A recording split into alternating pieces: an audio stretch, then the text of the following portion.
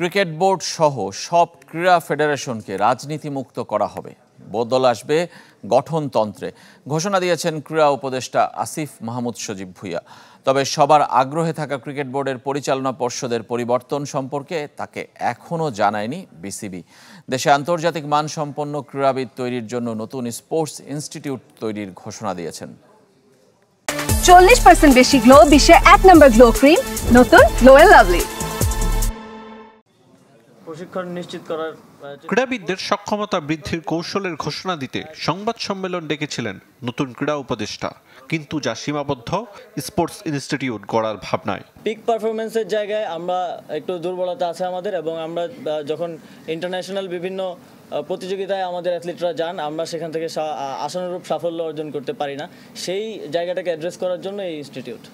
নতুন অবকাঠামো হলে কবে, কোথায়, কিভাবে হবে, কারা প্রশিক্ষণের সুবিধা পাবেন, সেসব কিছুই এখনো সুনির্দিষ্ট নয়। তাই সংবাদ সম্মেলন গড়ালো ক্রিকেট বোর্ড ও ক্রীড়া ফেডারেশনের সংস্কার ইস্যুতে। সেখানেও আছে বর্তমান কাঠামো বদলে ফেলার ইচ্ছা ও চাওয়া। এই ব্যাপারে আমরা একটা কমিটি করে দিব, যারা এই স্পোর্টস ইনস্টিটিউটের স্পেসিফিক কার্যক্ষেত্র কোনগুলো হবে, যে এক্সিস্টিং ইনফ্রাস্ট্রাকচার আছে তার মধ্যে যদি করা সম্ভব হয় আমরা সেটাই প্রেফার করব। যদি তা না হয় সেক্ষেত্রে আমরা ভবন নির্মাণের মাধ্যমে সেখানে কার্যক্রম শুরু করব। সবার আগ্রহে বিসিবির পরিচালনা পর্ষদ পুনর্গঠনকে ঘিরে আনুষ্ঠানিকভাবে এখনও বিসিবির প্রক্রিয়া বা সভাপতির পদত্যাগের ইচ্ছা কিছুই জানায়নি ক্রীড়া উপদেষ্টাকে। ডিরেক্টর এবং সভাপতির পদত্যাগের বিষয়টি আমি মিডিয়াতে দেখেছি, কিন্তু অফিসিয়ালি আমি এ বিষয়ে কোনো নিশ্চয়তা কিংবা বক্তব্য পাইনি। তবে নতুন কমিটি গঠন হচ্ছে সেটা নিশ্চিত। বিসিবি সহ অন্যান্য ফেডারেশনগুলোতে বছরের পর বছর যারা ক্ষমতায় থেকে এক না এক তন্ত্র প্রতিষ্ঠিত করেছে, তাদের বিরুদ্ধে ব্যবস্থা নেওয়ার হুঁশিয়ারি। রিফরমেশন করব সিস্টেমে, ব্যক্তির না। তবে সিস্টেমকে যারা কারাপ্ট করেছে তাদের ব্যাপারেও পরিবর্তন আসবে।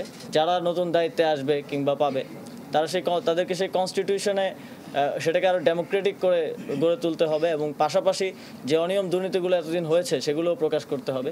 অন্তর্বর্তী সরকারের চ্যালেঞ্জ নারী টি-20 বিশ্বকাপ আয়োজন, কিন্তু বৈশ্বিক আসন নিয়ে আসার কথা শোনাতে পারেননি আসিফ মাহমুদ। আইসিসির সঙ্গে আলোচনা চলমান। তো সবার সাথে আলোচনার ভিত্তিতে এই বিষয়ে আমরা একটা সিদ্ধান্ত নিব। আইসিসির সাথে আমাদের কমিউনিকেশন চলমান আছে। আরিফুল ইসলাম, চ্যানেল 24, ঢাকা।